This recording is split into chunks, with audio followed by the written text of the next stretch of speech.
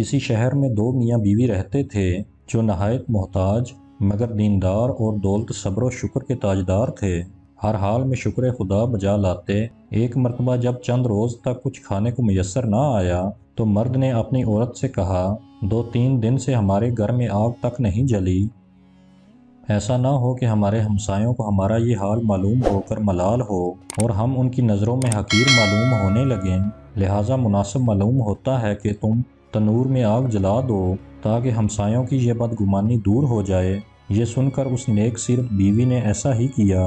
تنور سے دھواں اٹھتا دیکھ کر کوئی پڑوسن آگ لینے آئی، دیکھتی کیا ہے کہ سارا تنور روٹیوں سے بھرپور ہے۔ یہ دیکھ کر اس نے اس نیک سیرت بیوی سے کہا کہ تنور میں روٹی لگا کر ایسی بے خبر ہو گئیں کہ پھر خبر نہ لی۔ یہ سن کر گھر والی عورت نے جا کر دیکھا تو واقعتاً قدرت خدا کا عجیب تماشا نظر آیا اور تنور کو روٹیوں سے لبریز پایا، جن کو نکال کر اس نے شوہر کے سامنے لا رکھا اور خود حیرت میں ہو گئی کہ یہ کیا ماجرا ہے۔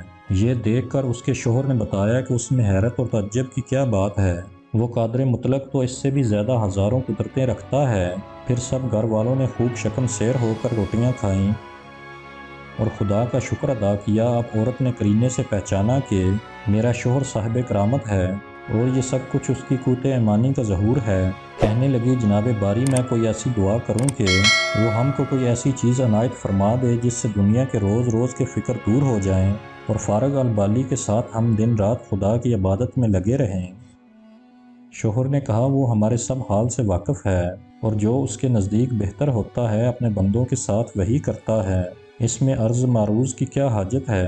مگر جب عورت نے زیادہ مجبور کیا تو ایک دن آخر شب میں جو اجابت دعا کا وقت ہے، دعا کی، میرے مولا تو میرے حال سے اچھی طرح واقف ہے، تیرے سامنے کسی بات کے عرض کرنے کی حاجت نہیں، مگر تیری لونڈی نے مجھے مجبور کر دیا، اگر تو چاہے تو اس کی امید پوری کر دے اور اس غلام کو اس کی کشاکشی سے نجات دے۔ چنانچہ اس کی دعا پر ایک طاق سے کوئی ہاتھ باہر نکلا جس میں ایسا روشن جوہر تھا جسے تمام گھر روشن ہو گیا، پھر وہ ہاتھ غائب ہو کر طاق بند ہو گیا۔ یہ دیکھ کر شوہر نے بیوی کو جگایا کہ جلدی اٹھ، خدا نے تیرے دل کی مراد پوری کر دی۔ یہ سن کر وہ عورت جنجلاتی ہوئی بیدار ہوئی کہ مجھ کو کیوں جگایا، میں تو ایک لطیف خواب دیکھ رہی تھی کہ جنت ہر طرح سے سجی ہوئی ہے اور اس میں ایک نہایت عمدہ مکان زر و جواہر سے بنا ہوا اس قدر مزین اور روشن ہے جو آفتاب عالم میں تاب کو شرماتا ہے۔ اس کی زرق پرق دیکھ کر میں کھوئی ہوئی تھی۔ جب کچھ ہوش آنے پر میں نے پوچھا، یہ عالی شان مکان کس خوش نصیب کو ملے گا؟ تو جواب ملا، تم دونوں میاں بیوی کے لیے ہے۔ یہ سن کر میری خوشی کے انتہا نہ رہی۔